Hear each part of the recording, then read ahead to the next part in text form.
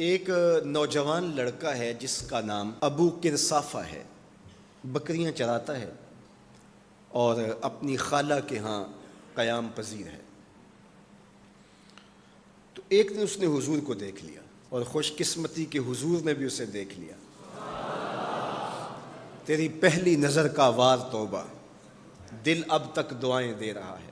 تو اب اس کو سب بکریاں بھول گئیں، وہ بکریاں لاتا ہے اور چراگاہ میں چھوڑتا ہے اور آ کے حضور کی مجلس میں بیٹھ جاتا ہے۔ ایک دن خالہ کو پتہ چل گیا کہ یہ تو سارا دن وہاں بیٹھا رہتا ہے، تو اس نے سختی سے منع کر دیا کہ تم وہاں نہیں جاؤ گے۔ اب ایک دن تو کاٹا، 2 دن کاٹے، لیکن برداشت نہیں ہوتا۔ آ کے اپنی ماں کو اور خالہ کو بٹھا کے ابو کرصافہ کہنے لگے، نوجوان لڑکا ہے، کہ میں تمہاری بات مان لیتا ہوں، نہیں جاؤں گا، لیکن ایک بات تو میری مان لو۔ انہوں نے کہا کیا؟ کہا ایک بار تم میرے ساتھ چلو تو صحیح، اس کے بعد اگر تم نے روکا تو رک جاؤں گا، ایک بار تم نے میرے ساتھ جانا ہے۔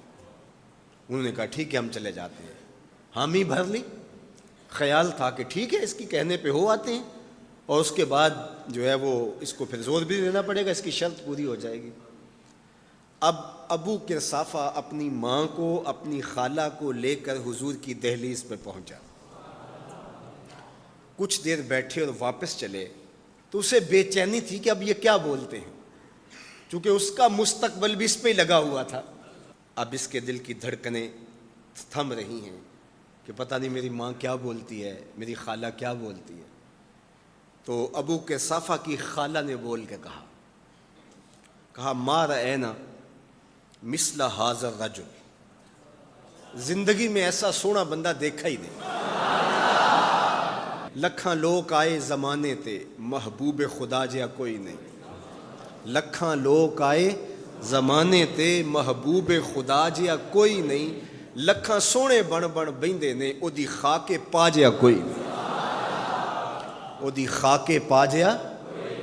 اور اعظم چشتی مرحوم ساری زندگی حیرت میں گزار دیتے ہیں اور لکھتے ہیں کہ سمجھا نہیں ہنوز میرا عشق بے ثبات، سمجھا نہیں ہنوز میرا عشق بے ثبات، تو کائنات حسن ہے یا حسن کائنات، تو کائنات حسن ہے یا حسن کائنات۔ احسن وجہن، ابو کرصافہ کتنا سونا چہرہ تھا، کتنا سونا چہرہ تھا۔ ولا انقا ثوبن، اور جتنے سونے کپڑے تھے اتنے سونے کپڑے بھی کسی کو پہنے ہوئے نہیں دیکھا۔ اور تیسری بات فرمایا ولا الین کلامن، جتنی میٹھی باتیں کرتا تھا، شہد ٹپکتا تھا اس کے لہجے سے۔ اللہ اکبر، اس کے لہجے سے شہد ٹپکتا تھا۔ تینو سینے دی میں ٹھنڈ آکھاں، شہد گلاب تے کھنڈ آکھاں، تینو نبیاں دا میں لاڑا آکھاں، تیرے ہجر دے وچ میں ہاڑا آکھاں۔ تو کہا ابو کرصافہ آج کے بعد ہم تجھے نہیں روکیں گے، سویرے آیا کر، شام آیا کر، دوپہر آیا کر، تو جی بھر کے محمد کے چہرے کو دیکھا۔